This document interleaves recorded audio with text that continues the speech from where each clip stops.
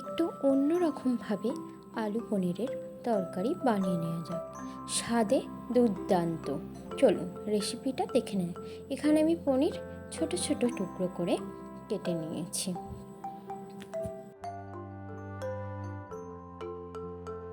এখানে নিয়েছি কয়েকটা কাঁচা লঙ্কা আর কিছুটা আদা, আর নিয়েছি পোস্ত, কাজু বাদাম আর মগজদানা, সবগুলো ভালো করে পেস্ট করে রেখেছি।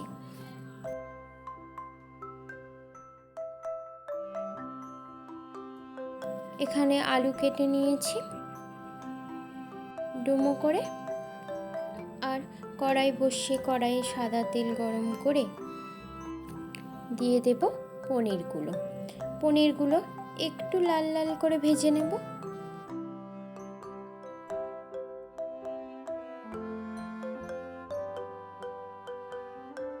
পনিরটা একটু ভাজা হোক, আমি এখানে মশলাগুলো দেখিয়ে দিই।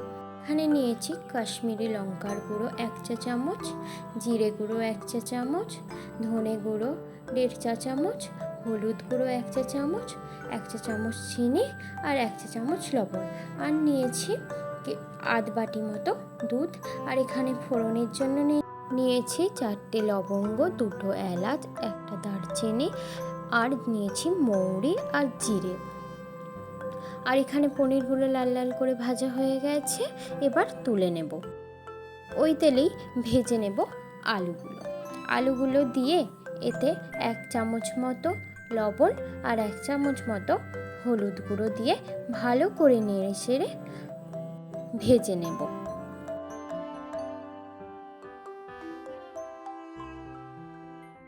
এখানে পনিরগুলোর মধ্যে কিছুটা জল দিয়ে দিয়েছি যাতে পনিরগুলো নরম হয়।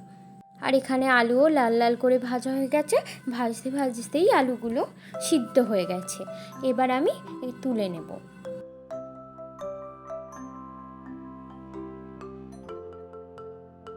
ওই তেলেই আমি ফোড়নের জন্য ওই জিরে, মৌরি, গোটা গরম মশলা দিয়ে দেব। এরপর দিয়ে দেবো ওই আদা, কাঁচা লঙ্কা, বাদাম আর পোস্তর পেস্টটা, ভালো করে কষিয়ে নেব যতক্ষণ না তেল ছেড়ে দেয়।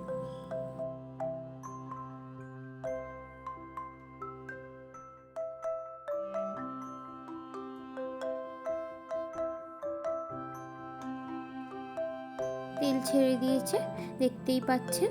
এবার দিয়ে দেব সব মশলাগুলো, দিয়ে ভালো করে নেড়ে চেড়ে আবারও কষিয়ে নেব।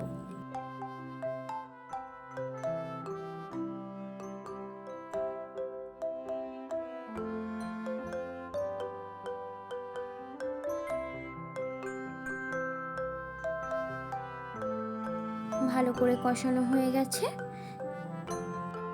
মশলাগুলো থেকে তেল বেরোতে শুরু করেছে।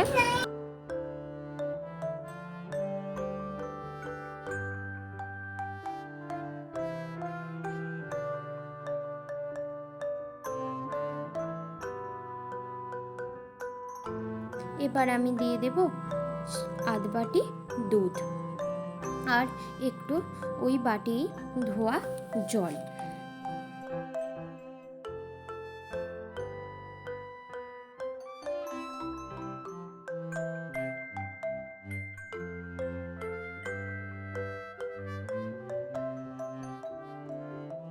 দেখতেই পাচ্ছেন গ্রেভিটা ফুটে গেছে।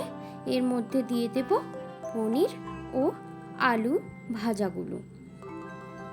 ভালো করে গ্যাস লো করে আমি এটাকে ফুটিয়ে নেব।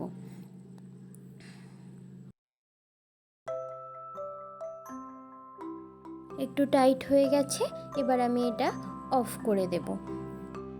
এবার গরম গরম রুটি, লুচি, পরোটার সাথে পরিবেশন করুন আর খেয়ে বলুন, বাহ কি স্বাদ।